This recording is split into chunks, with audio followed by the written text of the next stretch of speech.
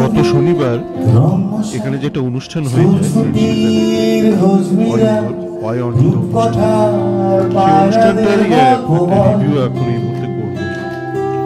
এর আগে আমি যেটা করেছিলাম, অনুষ্ঠানটা যেদিন শেষ হলো 17 তারিখ, ওদিন রাত্রিবেলা মানে 18 তারিখ 18ই মে আমি একটা ছোট্ট একটা ক্যাপসুল অনুষ্ঠানটা আপলোড করেছিলাম ইউটিউবে।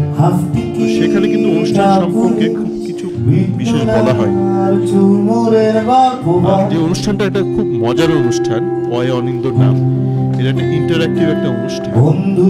এবার ইন্টারঅ্যাক্টিভ অনুষ্ঠান বলতে আপনারা অনেকে যারা হয়তো সুমন চট্টোপাধ্যায়ের গানের অনুষ্ঠান দেখেছেন, আপনারা জানবেন যে সুমন বা নচিকেতা, যে জীবনমুখী নচিকেতা, তারা কিন্তু খুব ইন্টারেস্টিংলি ওদের গানটা পরিবেশন করে লাইভ অনুষ্ঠানে।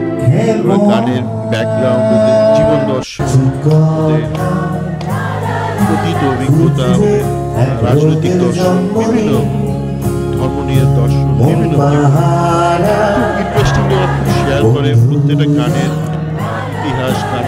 একটু আগে ভুল বললাম, কম্পোজিশন শান্তনু মৈত্র। একটা অনুষ্ঠান শোনেন বা রচিকতা একটা অনুষ্ঠান শোনেন, সেই সময়টা কিন্তু অনিন্দ ডেমো গিয়েছিল বললো, সিডিতে শোনা বা আজকের দিনে যেসব মিউজিকে যেসব আলাদা একটা অভিজ্ঞতা। কিন্তু অয় অনিন্দ যেটা করেছে সেটা কিন্তু একটু একদম উপরে করেছে। কি করেছে অনিন্দ? এখানে কিন্তু ইন্টারঅ্যাক্টিভ করেছে অবশ্যই সুমনের মতো বা নচিকেতার মতো, কিন্তু সাথে সাথে প্রশ্ন করার অধিকারটা দর্শকদের হাতে ছুড়ে দিচ্ছে। দর্শকদের হাতে ছুড়ে দিয়েছে মানে যারা অনুষ্ঠানের যে আয়োজক তাদের তরফ থেকে কিন্তু একটা থাকছে এবং একটা প্রশ্ন করছে এবং প্রশ্ন উত্তর দিচ্ছে, মাঝে বই পড়ছে, সুন্দর লেখে, মানে খুব মজা। তো সেখান থেকে মাঝে মধ্যে পাঠ করছে, মানে বিরক্তিকর নয়, খুব ইন্টারেস্টিং, খুব অল্প বুদ্ধি সহকারে পাঠ করছে, মানে আপনাকে বোর করে দেবে। বোর করাটা কিন্তু ওর উদ্দেশ্য নয়। সেইভাবেও পাঠ করছে এবং গান গাইছে এবং প্রশ্নের উত্তর দিচ্ছে। দর্শকদেরকে বলছে আপনারা প্রশ্ন করুন। এই ফরম্যাটটা ইন্টারেস্টিং, দারুণ অনুষ্ঠান করছে। আবারও বলছি, আপনারা যদি চন্দ্রবিন্দু কি বা অনিন্দ কি পারফর্ম করলো ওটা শুনতে হলে আপনারা ক্যাপসুলটা দেখে নেবেন। এই বক্তব্যটা কিন্তু মূলত একটা রিভিউ করছি।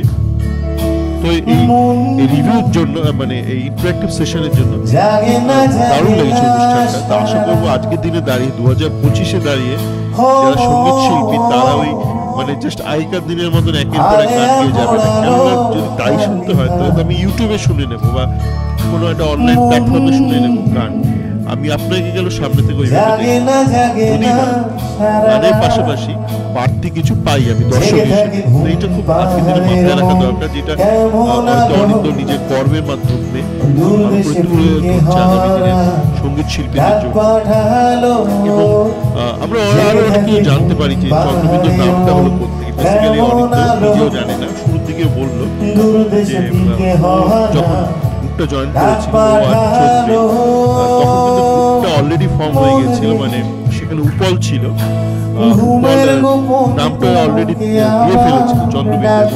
ওরা বারবার জিজ্ঞেস করেছিল উপল মানে চন্দ্রবিন্দু নামটা কেন উপল, মানে করে ভালো একটা নিশ্চয়ই উত্তর দিতে পারি, জানি না হয়তো দিয়েছে, যেটা অনেক জানাতে চায় না।